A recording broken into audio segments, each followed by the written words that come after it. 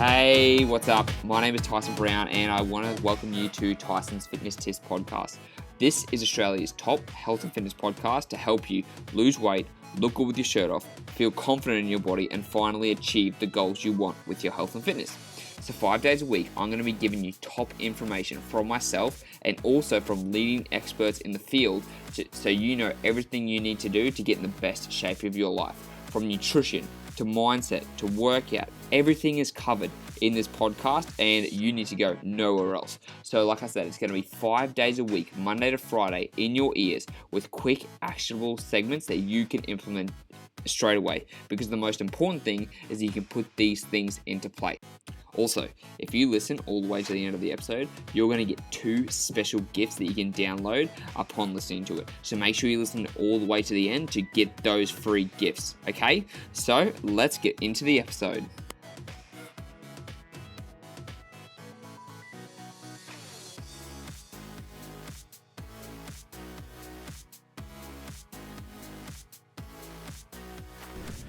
Do you ever hear about when people diet, how they lose lots of muscle mass? And they go, oh man, I lost all my gains when I was dieting. Look how small and scrawny I am, I look tiny. Yeah, me too. I've actually said that before. I said all the time, oh man, I dieted too hard, I lost way too much weight, and now I'm just scrawny and flabby, I've got no muscle. But you know what's funny? When you actually look at the research, you don't lose as much muscle as you think. Because the way people measure, first of all, it's going to matter hugely. If you're measuring with like one of those in-body scans you stand on and you hold those little things on the side, that is not an accurate reading. If you are someone who does the body fat calipers if you try to do your own body fat calipers, that's going to be a little bit accurate, but if you don't know how to use them properly, definitely inaccurate. If you're using the BIA scales, the body impedance things, absolute bullshit. And if you have scales at home, the same thing that you stand on and they tell you your body fat, they're fucking lying. And so it's easy for it to tell you that you're way high on body fat or low on body fat. Like I had a friend yesterday tell me he's 14% body fat. And I looked at him and I was like, you're 14% body fat. He goes, yeah. I'm like, you are 14% body fat. He goes, yeah, that's what the thing told me. And I pulled up what 40% body fat really looks like. And there is no way in hell that he is 14% body fat. I mean, he's fit. He's relatively fit for his weight and his height, and he holds weight really well, but not a chance in hell is he 14% body fat. So in knowing that, what you've got to think about is first of all, if you want to be as accurate as possible when it comes to body fat, you want to be able to do a DEXA scan. A DEXA, DEXA, is a full body scan. It's like, what's the word called? It measures your body fat and your bone density. It's like an x-ray thing. It's pretty expensive, but it's going to give you the most accurate reading. If you don't have money for the DEXA scan, you don't really need it. To be honest, you really don't need it.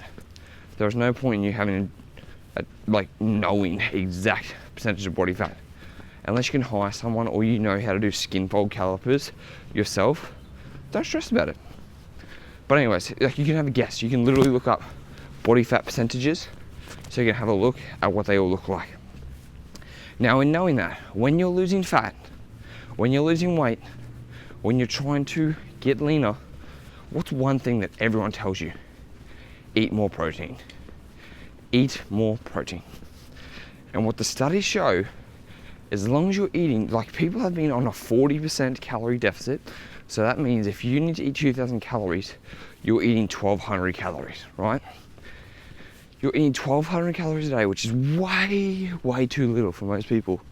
But they've lost fat and they've maintained their muscle mass. They've maintained their muscle mass the whole time. And they've only eaten don't quote me exactly, I think it was 1.2 or 1.4 grams per kilogram body weight, which is less than what we recommend. Maybe it was 1.5. So they've eaten less protein than recommended, and they've been able to maintain their muscle mass.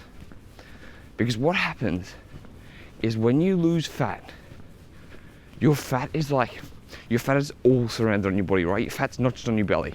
Your fat's not just on your ass. We have certain places where we store fat, but that's not the only place you store fat. You store fat on your arms, you store fat on your shoulders, you store fat on your back. And so when you look at your muscles and you're tensing, like let's say you're 16, 18%.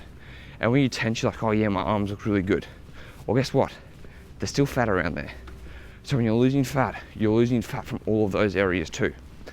And the reason this is so important is because what happens is when you're losing fat, you lose size in those areas, the fat goes away, and you look quote unquote smaller. And you're like, oh man, I'm losing muscle mass. But in reality, you're just losing body fat from that area. Because the way to know this is if you are eating lots of protein, you're most likely not going to be losing muscle.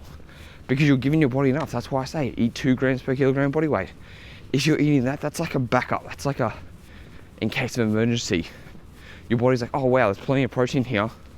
I don't need to worry about getting rid of the muscle. So get rid of fat. And what's going to happen is that the more fat you lose, the more it looks like you're losing muscle. Simply because you've just lost a lot of fat around those areas that you didn't actually know that fat was hanging around, because like we said, we store body fat everywhere. And so where this came from is like bodybuilders being like, yeah, I lost lots of muscle on the way to my deficit. And it's like, no, you're just holding more body fat than usual. And because the fitness culture is caught up so much in the bodybuilding culture, we think that, oh yeah, I'm gonna lose muscle mass too when I do this diet. And it's like, no, studies show as long as you're keeping your protein high while on a calorie deficit, you're gonna lose body fat and you're gonna maintain muscle mass. And you probably will lose a little bit of body fat, because what DEXA shows is lean body mass, right? Lean body mass, and we think muscle. But that also includes organs. That also includes muscle glycogen, so carbs you store in your muscles. And when you're on a calorie deficit and you're eating less than you burn, you will have less muscle glycogen. So you'll be depleted. You will look, what they say, you look flat. And that's what's actually going on. You actually haven't lost muscle. Because you can do a DEXA, you can do keto, deplete your muscle glycogen, right? Look really, really low, look flat. Go and do keto, no carbs. Then you go and get a DEXA. It tells you you've lost all this muscle mass, and it tells you that you're 10% body fat. You go and have a refeed, which means a lot of carbs for 3 days. You come back, all of a sudden, you've gained 3 kilos of muscle mass in a day. Doesn't fucking happen, but it's just because the muscle glycogen is refilled and your lean body mass, your organs have actually grown again. So that's what you got to think about. You're not potentially losing muscle, you just don't have as much muscle as you thought. Because if you're not enhanced, if you're natural and you're listening to this, you should be natural, because there's no way in hell that I would have an enhanced people like steroid users listening to this. You don't have as much muscle as you think you do. You just got a lot of fat around there too. And that's fine, because having a little bit extra body fat actually makes you look better. If you're around that 15% mark and you actually look good, fucking awesome. So knowing that, if you did lose, let's say you did lose muscle, let's say, oh man, I lost muscle because you didn't eat 2 grams per kilo, you ate less than that. So you lost muscle mass. Okay, cool, you lost muscle mass. Guess what? It's very easy to regain muscle mass when you finish your diet. If you get to as lean as you want to be, then you go back to maintenance calories to maintain your new weight. So let's say you need to eat 1,500 calories to lose weight, but you need to eat 2,000 calories to maintain your weight. So you go from eating 1,500 calories and now going up to 2,000 calories. An extra 500 calories a day, right? An extra 500 calories a day.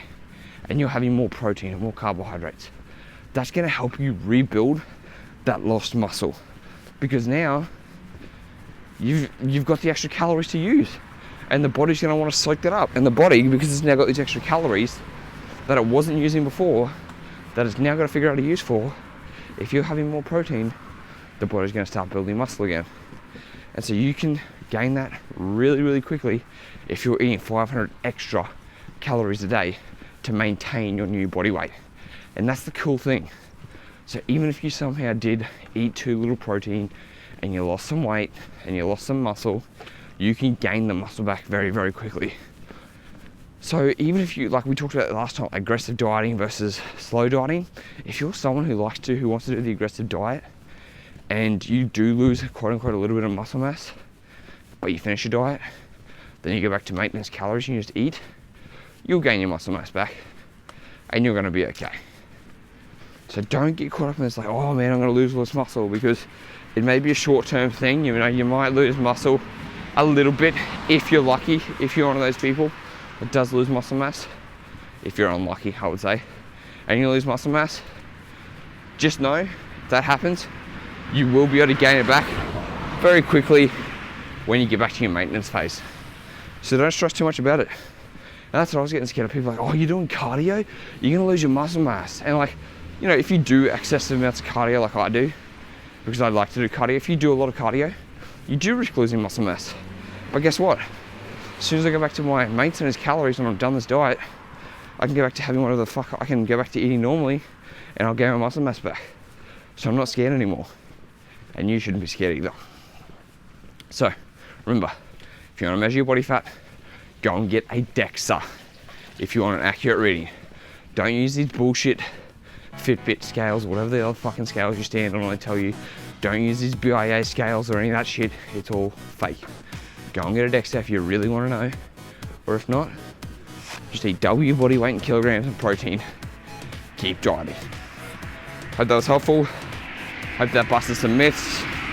If you got any other questions about muscle mass, I'm not an expert on building, but I can help you lose fat. So just hit me up on Instagram at Tyson the Trainer with 2 R's. And I'll speak to you next time.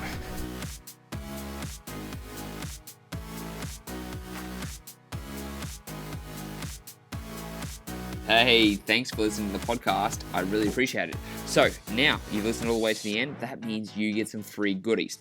So what you can do is you've got 2 different options, or you can take them both. I've got an intermittent fasting cheat sheet and a high protein 20 recipe meal guide designed specifically for you in your situation. These meal plans and this intermittent fasting guide is designed to help you burn stubborn belly fat and get in the best shape of your life. So all you have to do is go to the show notes, click on the download link, and they'll get sent straight to your email address. It's as simple as that. They're completely free. They're gonna help you transform your body. So go to the show notes now and download your free guides, and I'll speak to you in the next episode.